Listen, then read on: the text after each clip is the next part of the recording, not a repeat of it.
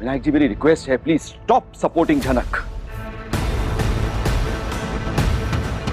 शुभो जी, आपको कुछ गलतफहमी हुई है। बस कीजिए विनायक, बस कीजिए। तब से आप कह रहे हैं कि झनक की कोई गलती नहीं है, एक एक्सीडेंट है। जो मैंने देखा है ना, सबने देखा है। तनुजा थी, बिपाशा थी, सबने देखा है। देखा है, लेकिन किसी ने नोटिस नहीं किया सृष्टि। अगर जरा से भी ख्याल रखा होता तो ये इंसिडेंट होता ही नहीं। और अब कहीं न कहीं बोस परिवार भी हैरान है विनायक की बातों से, और अब बिपाशा बोल पड़ती है। अब ऐसा क्यों बोल रहे हैं कि हम में से किसी ने ख्याल नहीं रखा? बिपाशा, मैंने कुछ गलत नहीं कहा।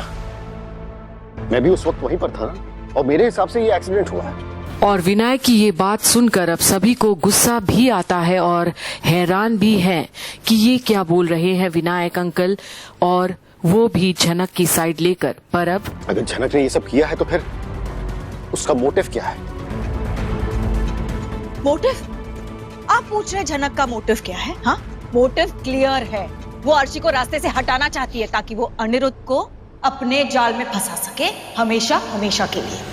सृष्टि की ऐसी बातें सुनकर गुस्सा होते हैं विनायक, क्यों कर रही है ये सब वो। और अब बिपाशा फिर बोलती है, हाँ, यही मोटिव है। सृष्टि आंटी बिल्कुल सही कह रही है। हम सब आपसे विनती करते हैं, प्लीज उस लड़की के खिलाफ एक फॉर्मल कंप्लेंट दर्ज करवाइए। And I believe she is totally right. Please ये लीगल वर्क मुझे शुरू करने दीजिए। अर्शी सिर्फ मेरी बहू नहीं है, मेरी बेटी है, और जिसने भी मेरी बेटी के खिलाफ ये किया है ना, मैं उसे बख्शूंगा नहीं। सख्त से सख्त सजा दिलवाऊंगा। प्लीज मुझे ये करने दीजिए। ठीक है विनायक। और जहाँ सबकी एक ही राय है, वहाँ अब सृष्टि विनायक की ओर देखती है। नहीं,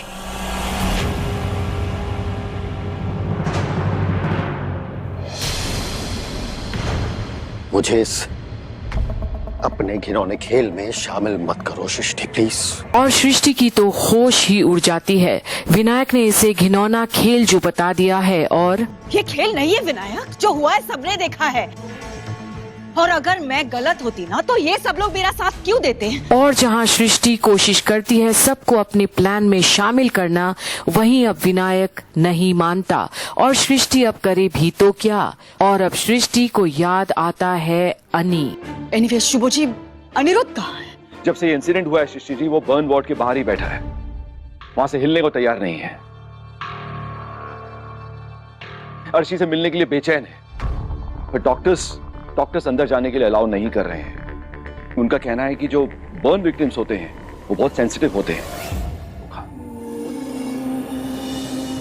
और ऐसा भी हो सकता है कि वो अर्शी को कुछ दिन के लिए ऑब्जर्वेशन में रखे, और जब तक ये इन्फेक्शन का खतरा टल नहीं जाता, हम में से कोई भी अर्शी से मिल नहीं सकता। और अब विनायक सृष्टि को धैर्यता रखने के लिए कहता है। सभी के लिए ये मुश्किल घड़ी है, पर अब फिर लाल और बिपाशा बोल पड़ते हैं। और अनी कितना परेशान है। इन दोनों की शादी होने वाली थी और आज, हे भगवान, अर्शी को जल्द से जल्द ठीक कर दीजिए। वो दोनों खुश रहे बस। पर सृष्टि को क्या अब अनिरुद्ध से कोई भी वास्ता है? क्या उसे शादी रचनी भी है अब अर्शी की उसके साथ? जब तनुजा बोलती है, भगवान हम सबकी प्रार्थना सुने और हमारी अर्शी को जल्द से जल्द ठीक कर दे। निकलने से पहले मैं एक बार अनिरुद्ध से मिलना चाहती हूँ। और ये सुनकर शुभो और बाकी सब शॉक्ड होते हैं। पर विनायक पूछता है ये सवाल, Are you sure, सृष्टि? तुम जाना चाहती हो? हाँ विनायक, मैं जाना चाहती हूँ, उससे एक बार मिलना चाहती हूँ। जिसने भी अर्शी को चुनौती देने की कोशिश की है ना, मैं उसे छोड़ूंगी नहीं।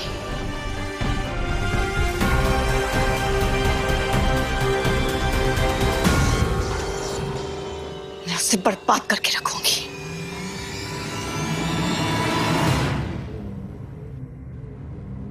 चलिए शुभो जी, आइए। चलो तनुजा।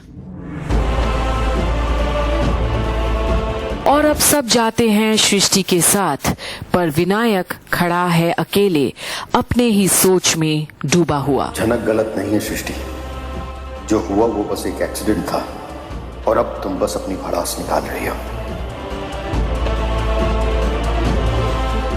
ऐसा मत करो सृष्टि, अपने कर्म खराब मत करो। हाई लगेगी और इसी हाई लगने की वजह से मेरी बेटी हॉस्पिटल बेड पे है। कल को कुछ बड़ा हादसा ना हो जाए बस।